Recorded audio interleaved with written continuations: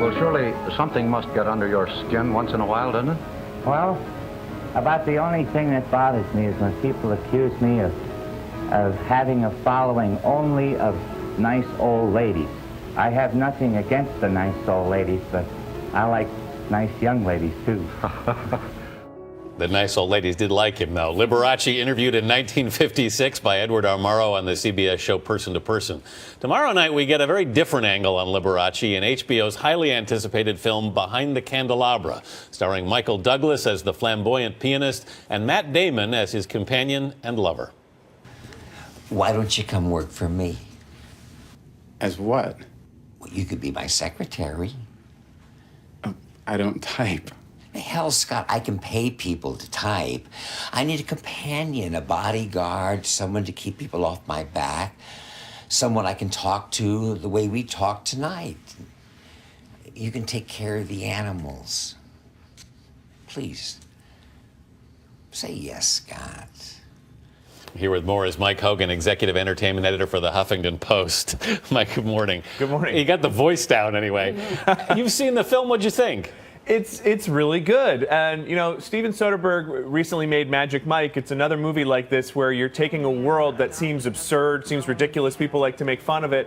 And he doesn't shy away from any of the craziness, the flamboyance, the over-the-top thing, but he also takes it seriously. And at the end of the film, you really feel for Liberace, you feel for Scott Thorson, his much younger lover, and I think there's also a critique in there of our celebrity culture and the way that we kind of put people in gilded cages. Certainly Liberace was kind of in a gilded cage, somebody who, you know, had won a lawsuit against a newspaper that said he was gay and was living this lifestyle, was very actively hiding it. So he kind of was stuck inside of his little world at all times. Yeah. Now, he's obviously had a very interesting life. This movie focuses on just one part of his life. What part is that?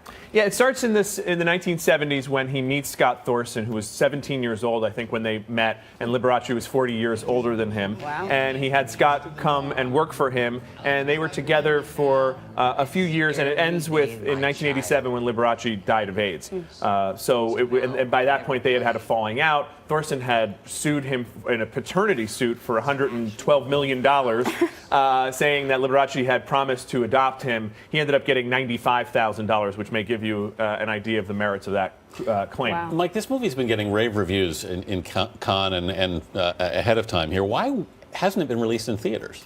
Nobody would finance it.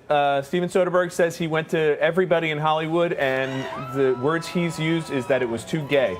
And they wouldn't make this movie. He says, I don't understand it. You know, Brokeback Mountain was a huge hit. I don't get it. So HBO was the ones who came in and decided to make it. And I think it's a great get for HBO. It's a great fit. But it's too bad for Michael Douglas and Matt Damon, both of whom I think would be very much in the Oscar picture if this had been released theatrically. Yeah, those are A-list players for sure. Yeah. Michael Douglas, we heard the voice. He definitely has the voice. We were talking here about the finger movements and whether or not he actually was playing, or does he have a stunt double for his fingers, or what it is. But did he capture Liberace?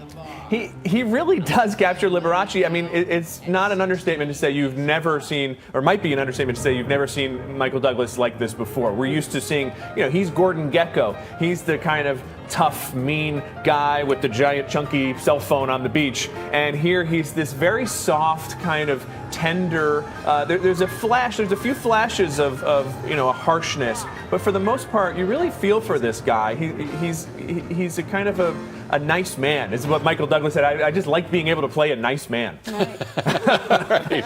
That was not what I thought of when I saw Liberace as a kid. Mike Hogan, thanks very much for being with us this morning.